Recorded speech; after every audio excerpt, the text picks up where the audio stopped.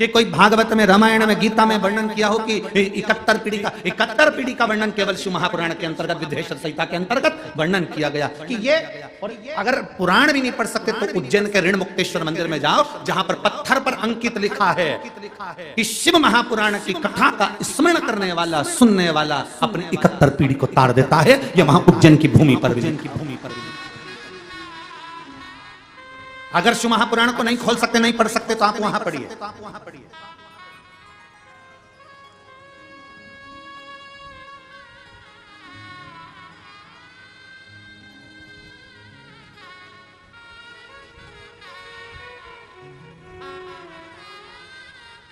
आप अध्ययन तो करो, आप पढ़ो तो क्या लिखा है। एक बार श्री देवऋषि नारद भ्रमण करते करते श्रीमन नारायण श्रीमन नारायण श्रीमन नारायण श्रीमन नारायण बोलते बोलते देवऋषि नारद पहुंच गए इंद्रलोक में। जब देवऋषि नारद इंद्रलोक में पहुंचे, देवऋषि नारद जब इंद्रलोक में पहुंचे तो वहां बहुत सारी अप्सराएं नृत्य कर रही हैं, बहुत अप्सराएं नृत्य कर रही हैं। एक अप्सरा देवऋषि नारद ने देखी जिसका नाम था बपू। कौन सी अप्सरा है? नाम बोलो आप लोग। वपू। कौन सी अप्सरा है? वपू। एक वपू नाम की अप्सरा वहां एक कोने में खड़ी थी, ना नृत्य कर रही थी ना गायन कर रही थी, खड़े, जिसके मस्तक पर त्रिपुंड लगा हुआ था।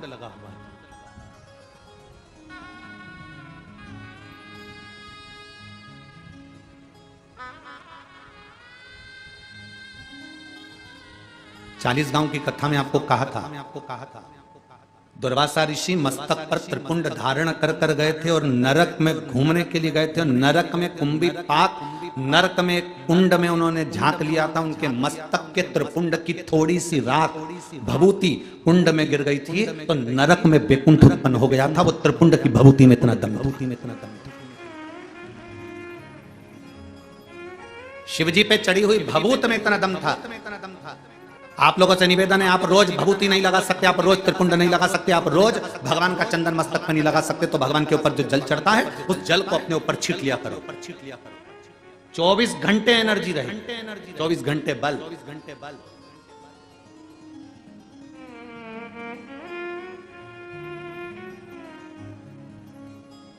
और आज इस व्यासपीठ से कहने में पीछे नहीं हटेंगे।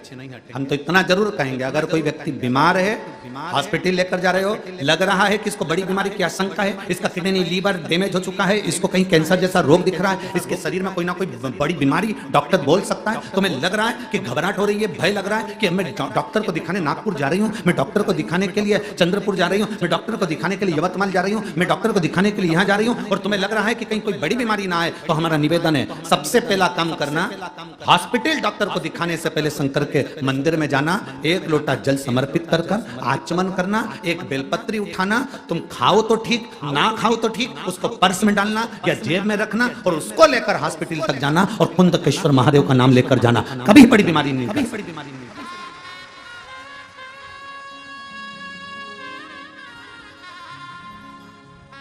उससे मिलने से पहले, डॉक्टर से मिलने से पहले महादेव से मिलो। अकाल मृत्यु वो मरे जो काम करे चंडाल का, काल उसका क्या बिगाड़े जो भक्त हो काल का। जो शिव की आराधना करता हो, शंकर से मिलकर गया, शिव से मिलकर।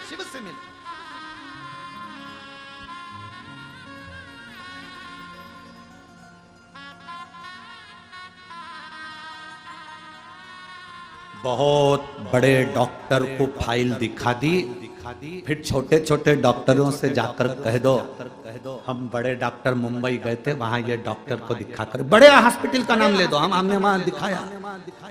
फिर छोटे डॉक्टर को दिखाओ, छोटे तुम्हारे गांव के, तुम्हारे शहर के हॉस्पिटल में जाकर दिखाओ। वो फाइल देखते से ही कह देगा, अरे ये तो माँ के हॉस्पिटल की है। फिर वो करेगा, जब तुम माँ दिखाया है तो फिर हम थोड़ा बहुत ट्रीटमेंट देख ले। फिर उसने थोड़ा बहुत ट्रीटमेंट दे दिया। उसी तरह हॉस्पिटल जाने से पहले तुम जब शिवालय तक चले जाते हो, शंकर के मंदिर चले जाते हो, बड़े डॉक्टर से मिल लेते हो। इससे बड़ा डॉक्टर कौन होगा? तुम ईमानदारी से बोलो, जो अपने ससुर का सिर काटकर बकरे का मुंह लगा दे। कितनी जोरदार प्लास्टिक सर्जरी।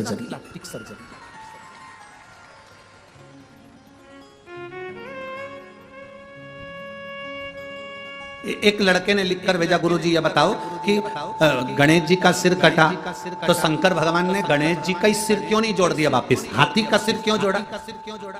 तो हमने कहा ये तो कोई भी कर लेगा, हाथ टूटा हाथ कोई भी जोड़ देगा, पर हाथ की जगह पांव तो लगा के बता, तब मालूम पड़ेगा कि सही सर्जरी हुई कि नहीं।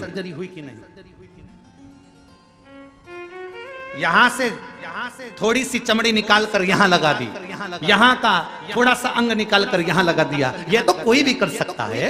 सिर कटा वही की वही सिर तो कोई भी जोड़ सकता है, पर दिक्कत जहां लोगों को लगती है, लोग कहते हैं सनातन धर्म पर उंगली उठाते उठाते तुम्हारे भगवान ने सिर काटा था, वही की वही सिर क्यों नहीं जोड़ दिया, हाथी का सिर क्यों लगाया? हमारा कहने का मतलब केवल इतना सा है, किसी मनुष्य के शरीर पर हाथी का मुंह जोड़कर अब समझे कि प्लास्टिक सर्जरी इसको कर, और वो भी जिंदा।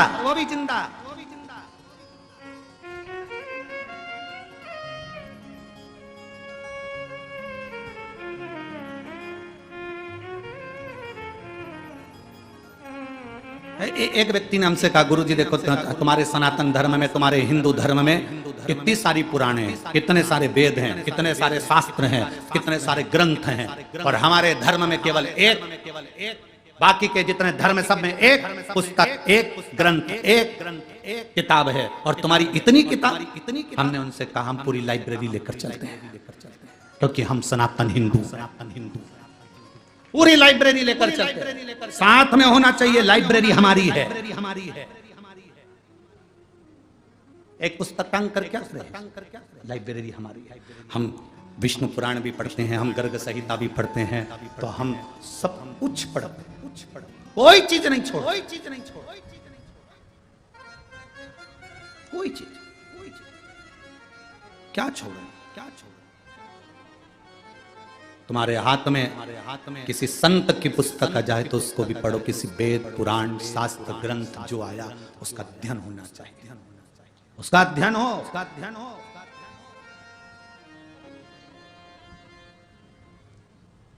अब वो समय नहीं रहा जिस समय में केवल एक कथा वाचना चालू कर दो, इनका जन्म यहाँ हुआ, उनका जन्म वहां हुआ, उन्होंने ये करा, उन्होंने वो करा, और कथा पूरी हो गई। 4 भजन सुना दिए, सबको ताली बजवा दी, थोड़ा बहुत नाच लिए, कूद लिए, और कथा पूरी हो गई। शिव महापुराण में तो इतना समय भी नहीं होता कि एक भजन की जगह 2 भजन गा लिया जाए, एक भजन के लिए भी थोड़ा सा समय बीच में फंसाना पड़ता है, तब जाकर कोई भजन हो पाता है, नहीं तो वो कथा इतनी लंबी तक चल जाती है कि आपके भीतर शिव तत्व कैसे प्राप्त हो। हम जिसके लिए आए, हम जिस परमात्मा को प्राप्त करने के लिए आए, हम जिसके दरवाजे पर आए हैं, वो हमें कैसे मिले। हम गुरु के दरवाजे पर जाएं, और उस गुरु के दरवाजे पर जाएं, तो हम अगर गुरु के दरवाजे पर पहुंचे, भले हमारा गुरु वहां सामने नहीं हो, पर गुरु ग्रंथ भी अगर वहां पर है, तो उस ग्रंथ में गुरु का दर्शन होना चाहिए। उस ग्रंथ में गुरु का दर्शन हो तो समझ लेना कि तुम्हारा गुरु के दरवाजे जाना सार्थक हुआ, तुम्हारा गुरुद्वारे जाना सार्थक हुआ। तुम मंदिर में जाओ, और मंदिर में जाने के बाद तुम अगर भगवान को जल चढ़ाते समय तुम्हारे भीतर की इंद्रियां आनंदित ना हो जाए, तो तुम्हारा फिर मंदिर जाना व्यर्थ है। वहां आनंदित होना चाहिए कि मैंने जल चढ़ाया तो मेरी इंद्रियां आनंदित।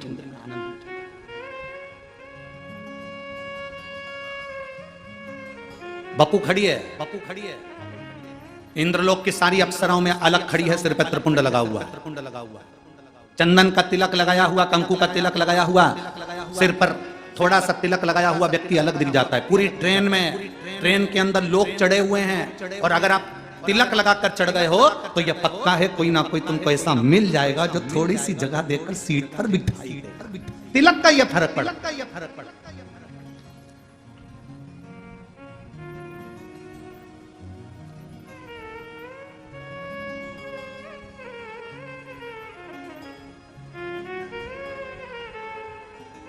आप थोड़ा सा तिलक लगाए, आपको सम्मान मिलेगा। बहुत हम कहेंगे आप लोगों को थोड़ी सी काली मिर्ची भी लग सकती है, क्योंकि हमारी बात से लोगों को जरा काली मिर्ची लाल मिर्ची थोड़ी ज्यादा लगती है। हम कहेंगे आप लोगों को थोड़ा सा लग सकता है। बोल दूं क्या? बोलो जम के तो बोल दो। एक कायदे के वस्त्र जब पहनकर आप कहीं जाते हो ना, तो किसी के बाप में दम नहीं है कि तुम पर निगाह उठा कर दे। जब वस्त्र कायदे का नहीं होता तो लोग फायदा उठाते हैं। वस्त्र कायदे का नहीं होता तो लोग फायदा उठाते हैं। घाव पाँव में है तो डॉक्टर से पूछना कि पट्टी क्यों बांधता है। डॉक्टर को मालूम है अगर पट्टी नहीं बांधूंगा तो ये मक्खी उस घाव पर बिठेगी, इसलिए जितना हो सके पट्टी बांध कर चलोगे तो फिर ये आड़ी टेढ़ी मक्खी नहीं झूमेगी।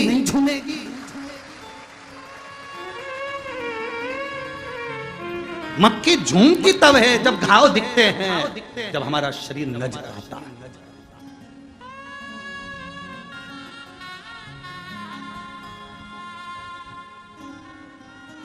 अपने तन को मन को जितना ढक सकते हो उतना ढक कर चलिए। भजन को जितना ढक सकते हो उतना ढक कर चलिए। भोजन को जितना ढक सकते हो उतना ढक कर चलना।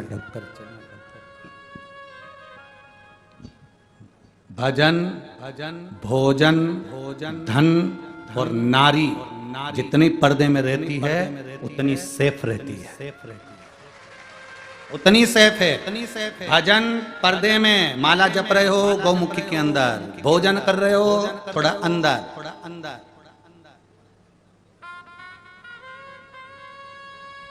पहले के जमाने में लोग भोजन घर में करते थे और सोच कर्म करने के लिए बाहर जाते थे, फ्रेश होने बाहर जाते थे। आज के जमाने में बाहर खाते हैं, घर में विचित्र है ना, विपरीत।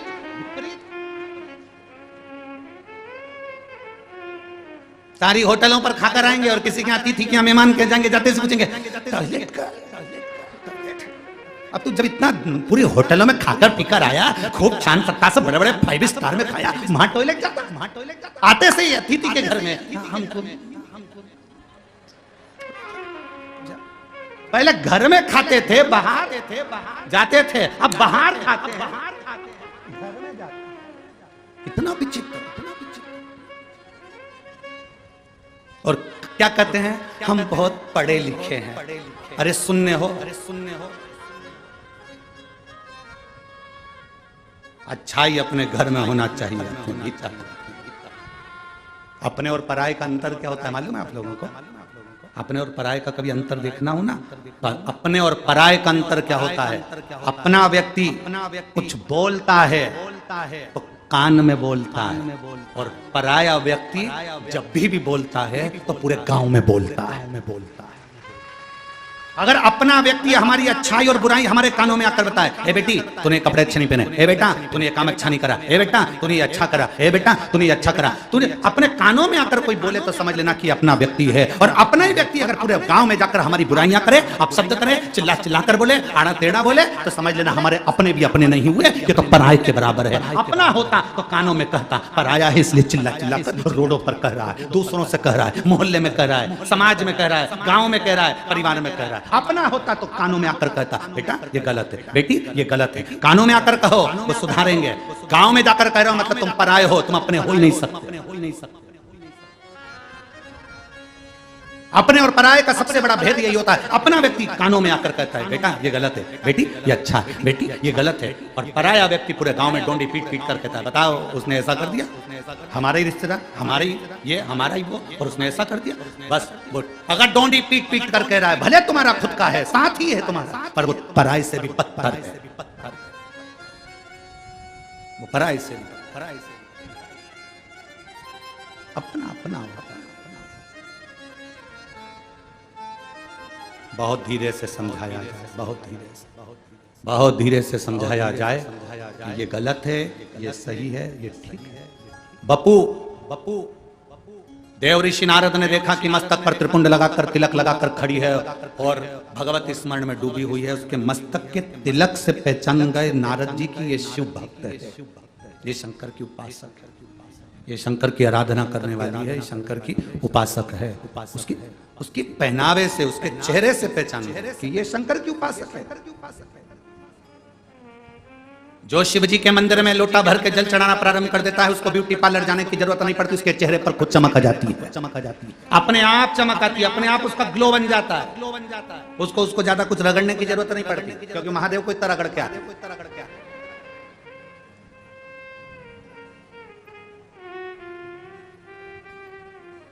33 कोटि देवताओं के मंदिर में सबसे ज्यादा चकाचक के जमाने में महादेव ही हैं।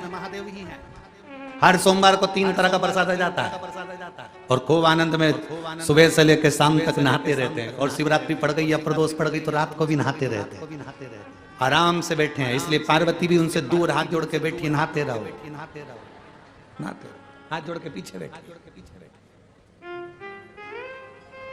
नंदी भी बाहर है। नंदी ने कहा हम तुम्हारे चक्कर में कभी नहीं पड़ेंगे, ज्यादा पानी हम पे चढ़ गया तो बीमार पड़ जाएंगे, तुम ही नहाओ। गणेश जी कार्तिक के भी साइड में, पिताजी हैप्पी फादर्स डे, तुम ही नहाओ, पीछे वो भी नहीं जाते। अकेले महादेव अलमस्त अकेले। जब तुम घर से फ्री हो जाते हो, लोटा भर कर जाते हो, हर हर श्री शिवाय बोल बम का नारा है, सारी समस्या का हल। और बाबा को प्रणाम कर कर नंदी के कानों में बोल कर नंदी शाम को महादेव जी को घुमाने ले जाए तो बनी में कोयले की खदान के पास मेरा ही घर है। अच्छे से रुक जाना, नहीं तो कोयले में आग लगा के धुआं करके रोक। नंदी हाथ ठीक, शिव वो घड़ी है शंभू। और मेरे भोले तेरा सहारा है, मेरे भोले तेरा सहारा है, मेरी नैया का तू किनारा है, मेरी नैया का तू किनारा है। ये शिव तत्व है। ओ घड़ी शंभो चेहरे से पहचान बन जाती है कि शंकर का भक्त है, ये शिव का उपासक है। शिव महापुराण तो यहां तक कहती है अगर शंकर के मंदिर भी ना गए हो तो कोई शंकर के भक्त का केवल दीदार कर लो तो शंकर की आराधना पूर्ण हो जाती है, शिव की आराधना पूर्ण हो गई, शिव की भक्ति पूर्ण। कुछ मत मांगो, बैठे हो तो भी सब कुछ दे देगा। ये 7 मार्च से 13 मार्च तक कुबेरेश्वर धाम सीहोर में रुद्राक्ष उत्सव है। अभी 15 फरवरी तक रुद्राक्ष सीहोर में बटेंगे, उसके बाद में फिर रुद्राक्ष बटना बंद हो जाएंगे। फिर 15 मई से चालू, क्योंकि बीच में रुद्राक्ष उत्सव है तो उसकी तैयारी करना, व्यवस्था करना। और जो शिव जी के अभिषेक के जो रुद्राक्ष 2 साल के रखे हुए थे वो सारे के सारे बटकर पूर्ण हो गए। 15 तारीख तक शायद पूरे के पूरे ही समाप्त हो जाएंगे। तब जितने रुद्राक्ष उत्सव के रुद्राक्ष थे वो तो पूर्ण हो गए। अब वापिस रुद्राक्ष उत्सव में वो अभिषेक कर कर पूजन कर कर जो रुद्राक्ष लाखों आते हैं उन सबको शिवलिंग के अंदर भर कर फिर उसको वापिस सिद्ध कर कर वापिस सब लोगों को दिया जाता है। अब उस बीच में रुद्राक्ष बटना तो बंद रहेगा।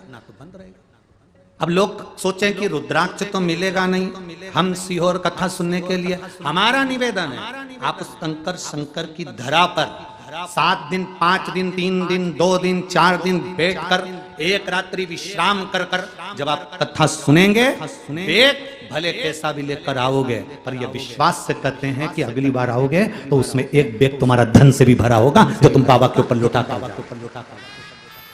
क्योंकि कुबेरेश्वर धाम का एक नियम है, जो आता है वो 3 महीने में वापस जाता है। आप में से कई बैठे होंगे जो एक बार नहीं कम से कम 2-3 बार हो जाए,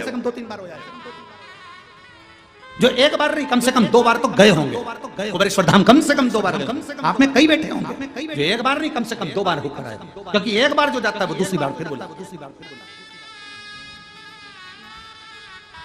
7 मार्च से 13 मार्च तक रुद्राक्ष उत्सव में भले रुद्राक्ष ना मिले, पर प्रयास करना परिवार के साथ, कुटुंब के साथ, घर के साथ, दोस्तों के साथ, सहेलियों के साथ अपना डेरा कुबेरेश्वर धाम पर हम 7 दिन 5 दिन 3 दिन 2 दिन बैठकर कथा कर तत्व ग्रहण करें। उस कंकर शंकर की भूमि पर रहें जो 12 ज्योतिर्लिंग के बीच में है, और वहां रहकर हम कथा और शिव पुराण का आनंद लेकर श्री शिवाय नमस्तुभ्यम कहकर बाबा से अपने दिल की बात कहें। रुद्राक्ष तो मिल जाएगा, बाबा चाहेगा तो कभी भी प्राप्त होगा, पर कथा कुबेरेश्वर धाम पर साल में केवल एक ही दिन, एक ही बार प्राप्त होती है, जिसके लिए लोग तरसते हैं और वहां कर बैठकर कथा का रसतत्व ग्रहण करते हैं। उसको सुनना है, उसको धारण करना है। और तुम आओगे, तुम तो भगवान की कथा लेने के लिए आ रहे हो, कथा सुनने के लिए आ रहे हो, अपनी झोली भरने के लिए आ रहे हो। चोटे भी बहुत आएंगे।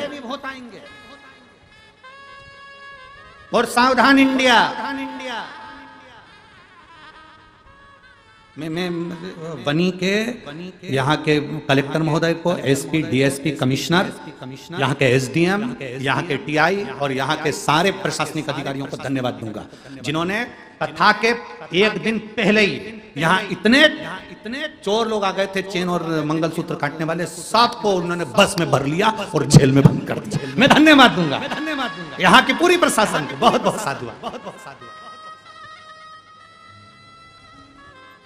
और आपसे निवेदन है, जितने लोग कुबेरेश्वर धाम आने वाले हैं, आपसे निवेदन है वहां पर सोना चांदी लेकर मत आना, क्योंकि मेरा कुबेर भंडारी डायमंड है। तुम्हारा सोना चांदी लेकर मत आना, मेरा कुबेर भंडारी पारस मणि है। पारस मणि जानते हो, जिसको छूता है लोहे को भी सोना कर देता है। तो तुम आना, छूना, सोने होकर चले जाना। बाद में 3 महीने बाद फिर आकर कुबेरेश्वर धाम पर बताना कि बाबा ने दिया कि नहीं दिया। तुम सोना चांदी लेकर मत आना, तुम्हारी अंबानियां लेकर मत आना, तुम्हारा जेवर आभूषण और महंगा वाला मोबाइल लेकर मत आना। तुम तो जिस पे तुम्हारा फोटो अच्छे से खींच सको बस बोल लिया, बाकी के जाने। बोलो जरा, नौकर के हाथ भेज देगा, किसके हाथ भेजेगा? बेटे के हाथ। मंदिर में, शिवालय में, देवालय में, गुरुद्वारे में, संत के यहाँ, गुरु के यहाँ, किसी मंदिर, देवालय, तीर्थ में अगर तुम्हें सेवा करने का मौका मिल रहा है, यदि तुम्हारा शरीर इस काम के लायक है कि भगवान के मंदिर में झाड़ू तुझे लगवाना है, पुछाई तुझे करवाना है, ये काम तुझे करवाना है, लंगर तुझे लगवाना है, भंडारे तुझे चलवाना है, तो तुम अगर ऐसा काम कर रहे हो तो ये मान कर चलना तुम महादेव के बेटे हो, इसलिए तुम पर काम अच्छा सौंपा गया। काम तुम्हारे लिए अच्छा, रिटर्न बढ़ा दे बाबा, रिटर्न बढ़ाओ, काम अच्छा सौंपा गया। तुमको अच्छा अगर काम दिया गया है तो समझना कि तुम बाबा के पुत्र हो, तुम बाबा के बेटे हो।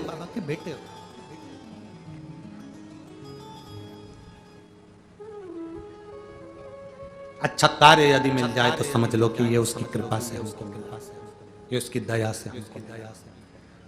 मेरे बाबा तेरी नौकरी सबसे बढ़िया है, सबसे बड़ी,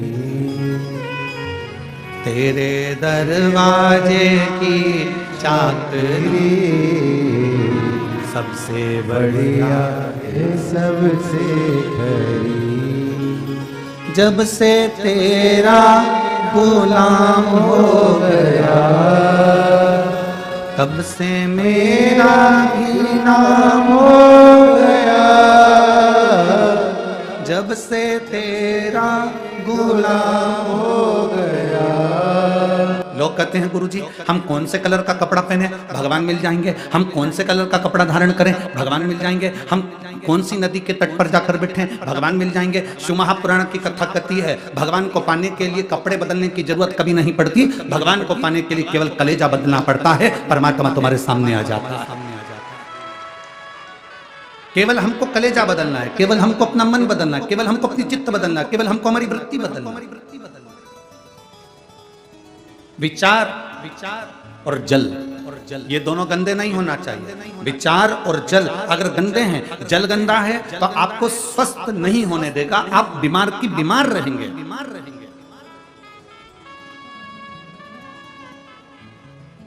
जल गंदा है तो शरीर बीमार कर देगा, शरीर गंदा कर देगा। और अगर विचार गंदे हैं तो वो मन गंदा कर देगा, आपकी सोच गंदी कर देगा।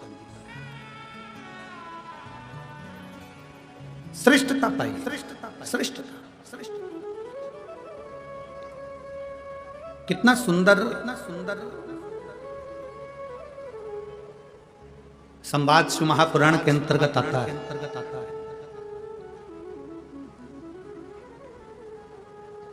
सती मैया का विवाह भगवान शिव जी के साथ में हो रहा है। माता सती भगवान शंकर जी के साथ में बिहार है।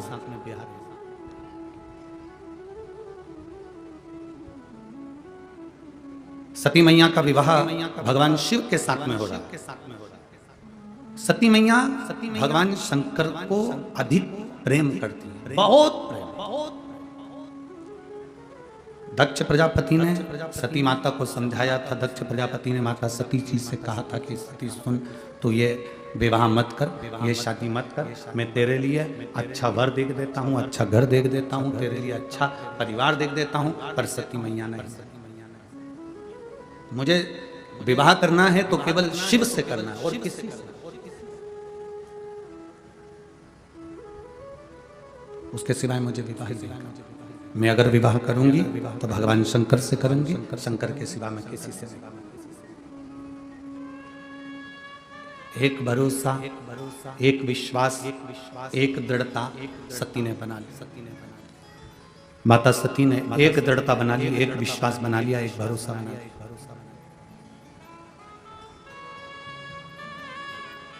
अगर मैं विवाह करूंगी तो केवल शिव से। अब शंकर भगवान कहां रहते हैं? कैलाश पर। शिव जी कहां निवास कर रहे हैं? शमशान में। शिव जी कहां रह रहे हैं? पर्वत के ऊपर। सती मैया कहां रह रही है? राजा दक्ष प्रजापति के घर में, जहां करोड़ों की संपदा है, वैभव है, धन है, संपदा है, सत्ता है, सब कुछ। दक्ष प्रजापति की कोई कमी नहीं, कोई कमी नहीं।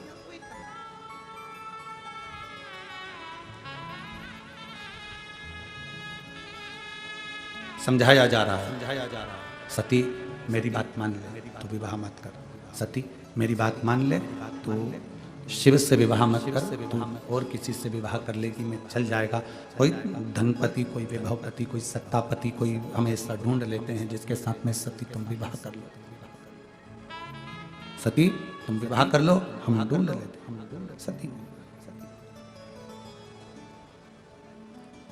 सती कहती हैं मैं विवाह करूंगी तो केवल देवादिदेव महादेव से करूंगी, इसके सिवा विवाह नहीं। दक्ष प्रजापति ने भगवान शंकर को बुलाकर एक बात बड़ी सुंदर कही, और एक एक लड़के की बुद्धि में ये बात बैठना चाहिए जो शंकर भगवान ने दक्ष प्रजापति से। पहले दक्ष की बात सुन लेना, उसके बाद शंकर जी की बात सुन लेना। विवाह करने वाला लड़का, विवाह करने वाला वर, उसके मुख पर शिव महापुराण का यह संवाद अब उसके जिह्वा पर होना चाहिए।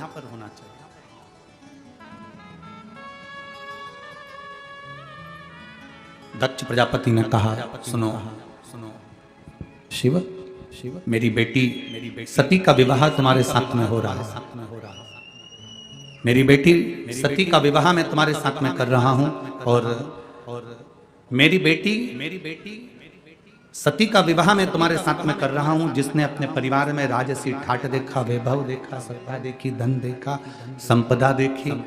अब मेरी बेटी तुम्हारे साथ में विवाह करना चाहती है। तुम कैलाश पर रहते हो, शमशान में रहते हो, तुम्हारे पास में ऐसा धन, वैभव, संपदा कुछ भी नहीं है। मेरा मन करता है कि तुम जो मांगोगे मैं अपनी बेटी के कन्यादान में वो दे दूंगा। थोड़ा ध्यान देना बनी वालों, बहुत सावधानी से कथा सुनना, और जितने लोग आस्था चैनल पर कथा सुन रहे हैं, फेसबुक यूट्यूब पर कथा सुन रहे हैं, बड़े ध्यान से सुन। शिव हे भोलेनाथ, शंभु, कन्यादान में तुम जो मांगोगे मैं तुम्हें वो दे दूंगा। आज मेरी बेटी ब्याह रही है, तुम्हें जो चाहिए मांगो। भोलेनाथ जी ने कहा दक्ष प्रजापति को देख। दक्ष प्रजापति को जब देखा तो देखकर भगवान शिव ने, भगवान शंकर ने, ओघड़दानी ने, त्रिकालदर्शी ने, कैलाशी ने, अविनाशी भगवान शिव ने देखा, और भगवान शंकर ने देखते ही दक्ष प्रजापति के हाथ जोड़ते हुए, क्योंकि ये सती के पिता हैं, मेरे ससुर हैं, सती के पिता हैं, मेरे ससुर हैं। तो हाथ जोड़ते जोड़ते उन्होंने निवेदन किया, हाथ जोड़कर निवेदन करा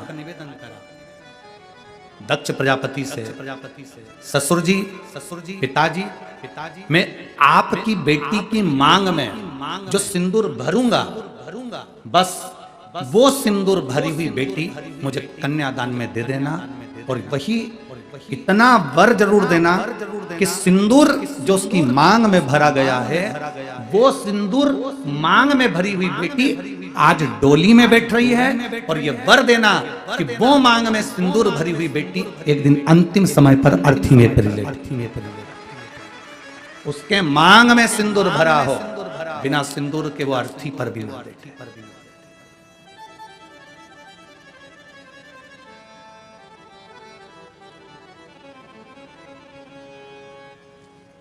शक्तिपीठ गए हैं? किसी शक्तिपीठ के दर्शन करें आप लोगों ने? हाथ तो उठाओ जरा, हाथ तो उठाओ जरा। 52-51 जितनी शक्तिपीठों का स्मरण हमारे शास्त्रों में आता है, उन शक्तिपीठों में जाइएगा। उन शक्तिपीठों में माता पार्वती का स्थान नहीं है, उन शक्तिपीठों में माता सती का स्थान, क्योंकि माता सती के प्राण छूट गए थे, शिवजी ने उनको कंधे पर धारण कर लिया था। भगवान विष्णु ने सुदर्शन चक्र भेजकर माता सती के शरीर के टुकड़े टुकड़े कर दिए थे। जितने टुकड़े होकर पृथ्वी पर गिरे वो सब शक्तिपीठ के रूप में निर्मित हो गए, और वहां आज भी